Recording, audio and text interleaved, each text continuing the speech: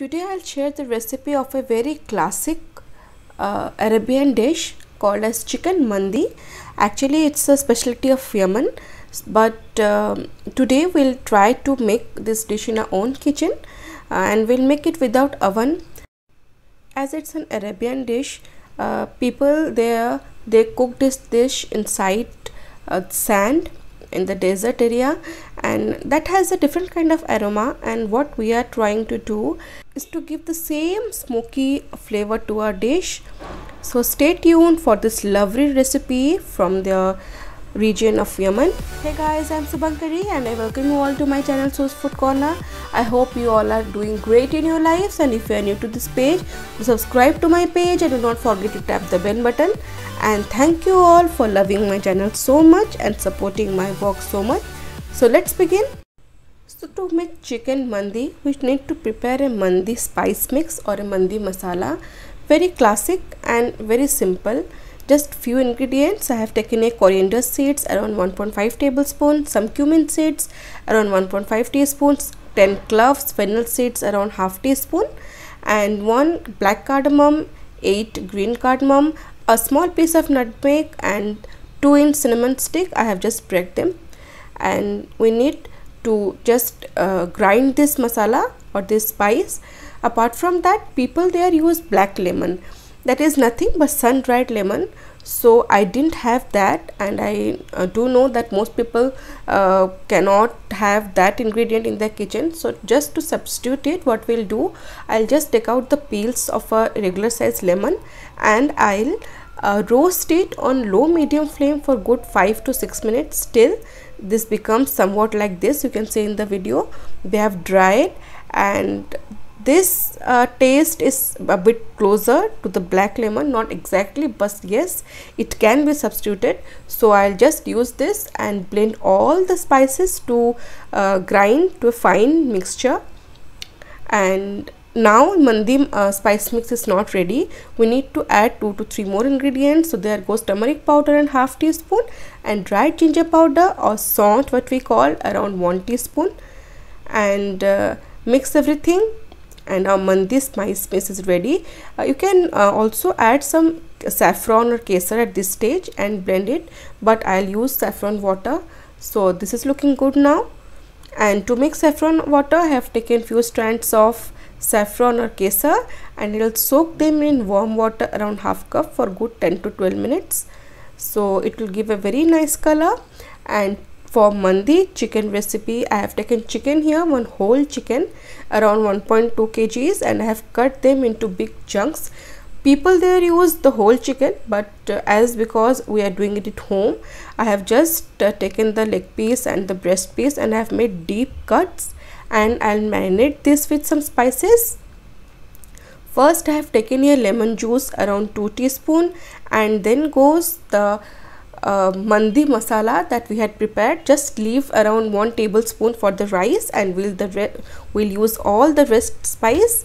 And to it I'll add chili powder or paprika powder, anything you have, around 1 tablespoon, and salt according to my taste, and olive oil. I have used the olive oil, but if you do not have, you can always use the normal regular cooking oil around 2 tablespoon, and mix everything and rub this spice mix nicely on the chicken pieces, especially on the cuts that you had made, so that it absorbs every flavor.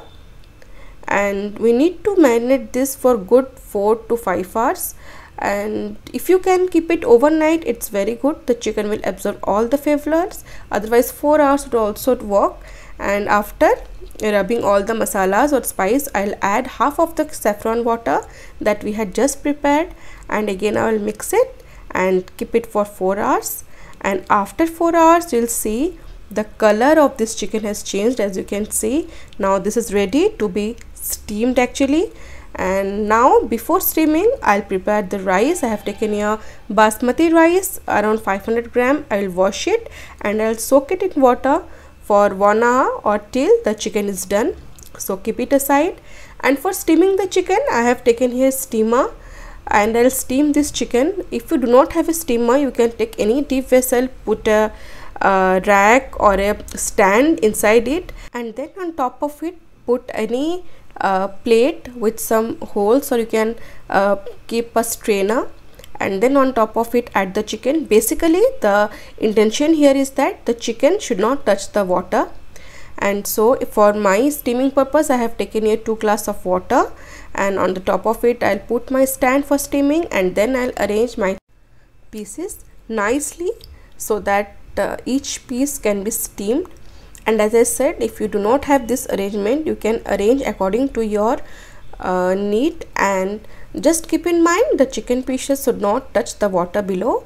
And this is looking good now. Now I'll cover it and steam it on medium high flame for good 30 to 35 minutes, or till you see the pieces are nicely steamed or cooked from inside.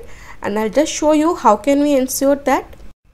I'll just check near the joints if the meat is done or not, and for that I'll just take a small piece from near the joints actually, and see, yes, it's coming out nicely and smoothly.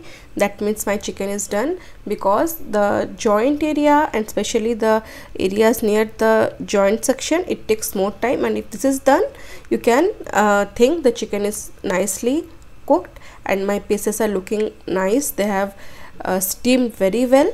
So take it out carefully. Now I'll just remove this plate and I'll measure this yakni. Once it cools down or comes to room temperature, I had taken 2 glasses of water, so I think approximately there would be 2 or 2.5 glass of yakni, and rest I'll add liquid while I'll cook the rice.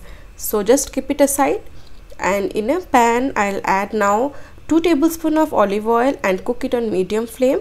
And once it's heated, I'll add the chicken pieces so that these pieces can be just shallow fried a bit, and this steamed chicken will get a very nice roasted color.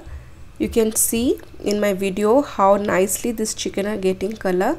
And don't do this in a single shift, do it batch wise so that every chicken piece can be coated nicely. I won't prefer to deep fry at this stage, because shallow frying would ensure that the chicken is still moist, and this chicken is really looking yum now. So fry all the chicken pieces in batches and keep it aside. Meanwhile, my rice has been nicely soaking in water. As I said, till we cook the chicken, the rice will be nicely soaked. Now to cook the rice, I have taken here a deep vessel, and I'll add 2 tablespoons of olive oil and heat it on medium high flame. And when it's heated, I'll add 2 to 3 green chili chopped and 1 medium size onions finely chopped. And we don't need to cook this onion till they are brown, we just want them to be slight pinkish in color. So just cook them on medium high flame, and once they're done, see the color is just pinkish. And I'll add few raisins here, around 2 tablespoons of raisins. If you have black raisins, you can add them at this stage, but I didn't have the black ones, so I have added the normal regular raisins. So there goes my raisins, and just mix it. And to this I'll add the remaining mandi masala. You might have noticed I have not used any ginger garlic paste or ginger garlic in any way in this recipe. Yes, in this recipe we are not using any ginger garlic paste. Instead, this is totally dependent on the mandi spice mix that we have made. So there goes my remaining 1 tablespoon of mandi spice mix. Give it a mix, and now I will add the remaining yakni or the chicken sorba that was left out. So I had measured it, it was around 2 glasses. So I had taken 2 glasses of rice, so I need just the double amount of liquid. So 2 glasses of yakni and 2 glasses of water goes in, and I'll adjust salt. So this ratio should be perfect. Water is suppose 2 glasses, the liquid should be 4 glasses. So once the water starts to boil, add the soaked rice and mix it gently, and then cook till the water has become dry from the top, and it will take around 7 to 8 minutes. And see, the water has started to dry, and meanwhile I have taken here around fried onions 4 tablespoons, some fried cashews, some fried almonds. So these are the basic dry fruits that are used in this recipe, and will flavor the rice with this. So after, as I said, the water dries up, Add the fried onions, the cashews and almonds, and the remaining saffron water on top of it. And now lower the flame and then add the chicken pieces. Nicely arrange them. I'll arrange it in a circular way so that I can leave a space in between, and I'll tell you why I need to create a space in between. So I'll arrange all my nicely fried chicken pieces, steamed and fried in fact, and you can see the water has just evaporated from the top, and at this stage we need to do this process. And right now the flame is at low, and now I'll just keep a small katori or small ball in between. You can also use aluminum foil and put carefully a piece of charcoal, burning charcoal in fact, and then I'll add half teaspoon of clarified butter or ghee on the top of the charcoal and immediately close the lid and let it cook on dum for next 15 to 20 minutes. And meanwhile, this process, when it's getting dum, the flame should be on lowest, and after 15 to 20 minutes I'll remove the lid. And the smell, I just can't upload the smell here, it's so heavenly. Carefully remove the ball, or if you are using the silver foil, and then remove the chicken pieces. And the smokiness of this charcoal and all the clarified butter and everything has just transformed this dish. And now I'll just show you the rice, how beautifully my rice has cooked. Each grain of rice is fluffy, and this flavor of the smoke and chicken, it has just mingled in a very nice way. And rice, I'll show you, just see how fluffy, and each grain is separate. So this is the magic of dum cooking.